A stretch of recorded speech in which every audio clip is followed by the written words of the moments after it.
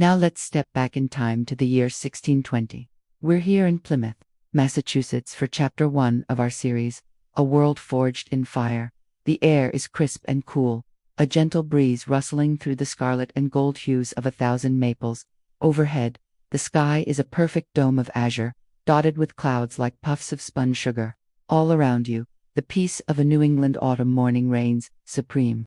The scent of decaying leaves mingles with the tang of the sea, carried aloft by the wind from the nearby harbor. Somewhere in the distance, a lone church bell tolls, announcing the quiet majesty of a day untroubled by strife. It is a moment suspended in time, a tableau of tranquility that seems almost timeless. But this placid scene, like all moments in human history, is poised on the threshold of change, for within this tranquil vista, there are signs of life stirring, of destinies about to intertwine. The tranquility of this morning at Plymouth in October 1620 is about to be transformed into a crucible of cultural exchange, a pivotal moment that would echo through the ages, as the Mayflower, laden with dreams and trepidation, begins its slow journey towards this very shore, carrying with it the first English settlers to brave the wilds of this new world. Let's pause for a moment and take stock of our surroundings.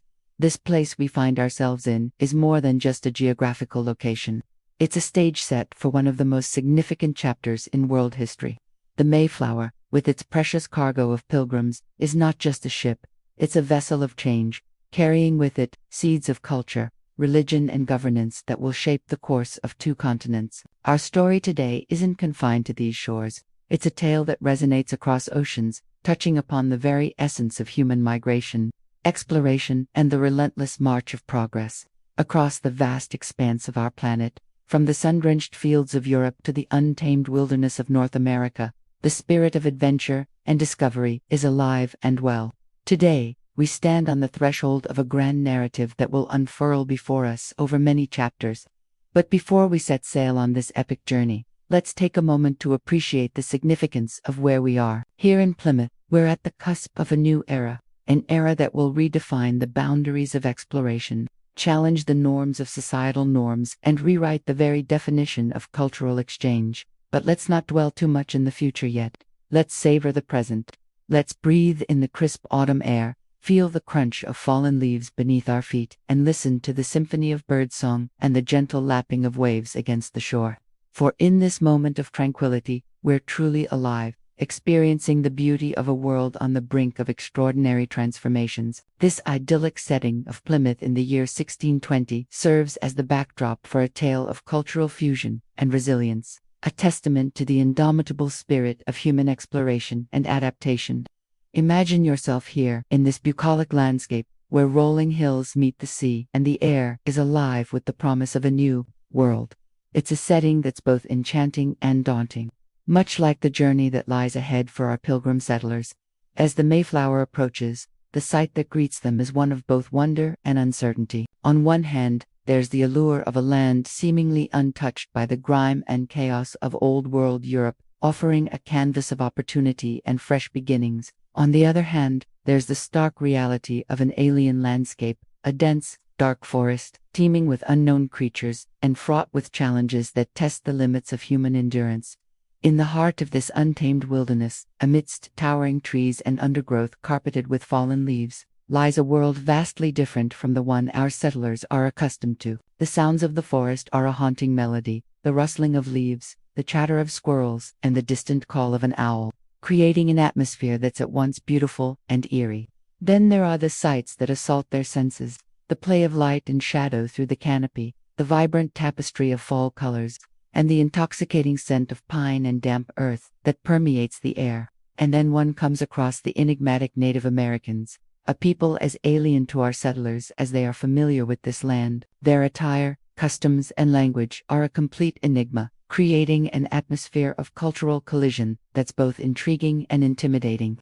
Over the next few chapters, we'll delve deeper into this rich tapestry of sights, sounds, and encounters, exploring the intricacies of daily life in 17th century New England.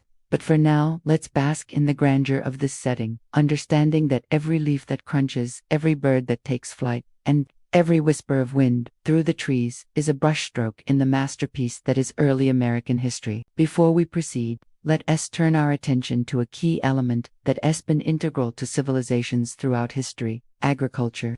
Now picture this: you're standing in a clearing, the bustling center of your pilgrim settlement. Before you stretches a vast tract of land just waiting to be tamed and cultivated. It's a blank canvas upon which the settlers are about to paint their hopes and dreams, one harvest at a time.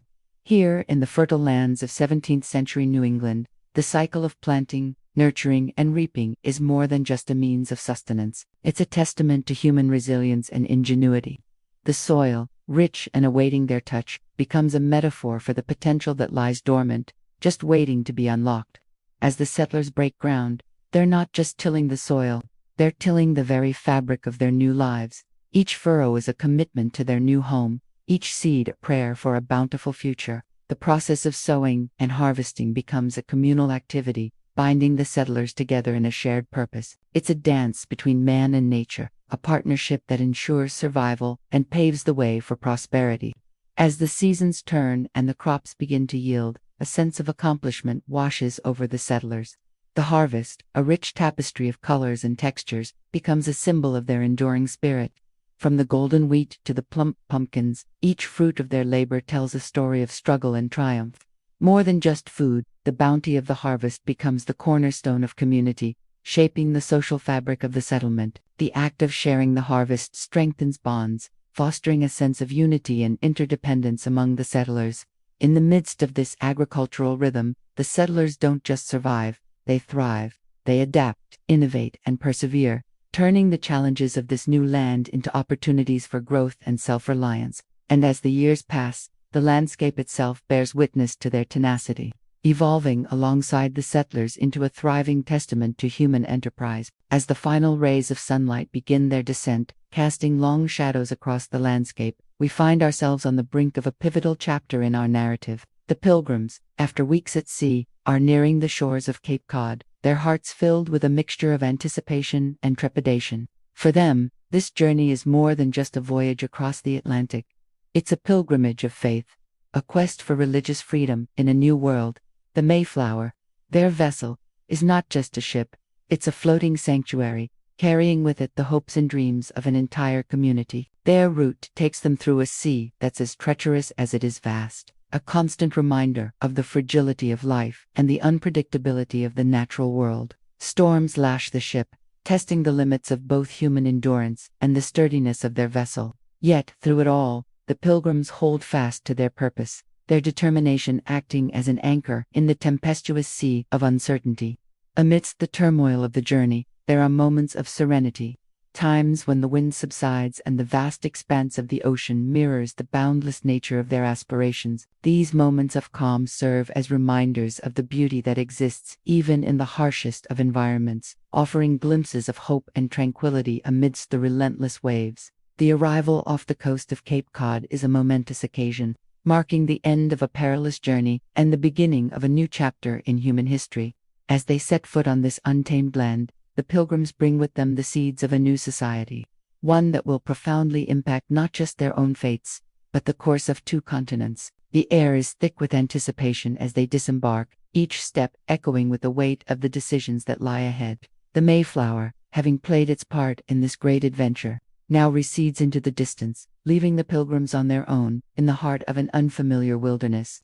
It's a scene that encapsulates the essence of exploration, the courage to venture into the unknown, the resilience to endure the hardships of the journey, and the vision to see beyond the immediate challenges to the boundless possibilities that lie ahead. Now we find ourselves in the heart of autumn 1620, standing on the threshold of a new world. The Mayflower, having braved the tempestuous seas, has finally reached the shores of Cape Cod, bringing with it the first English settlers eager to carve out a life in the untamed wilderness of North America.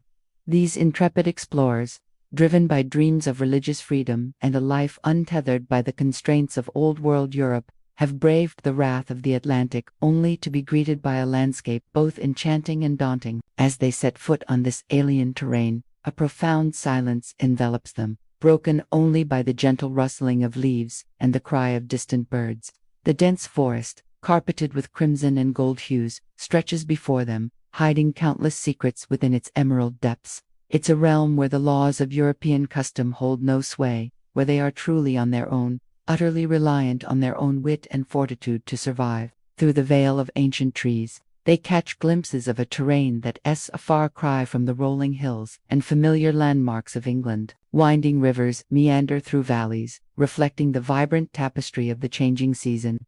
The very air is charged with a palpable energy, a potent blend of decay and renewal that speaks of nature's ceaseless cycle of life and rebirth. Emerging from the forest's embrace, the settlers are met with the panoramic vista of a coastline that seems to stretch endlessly towards the horizon.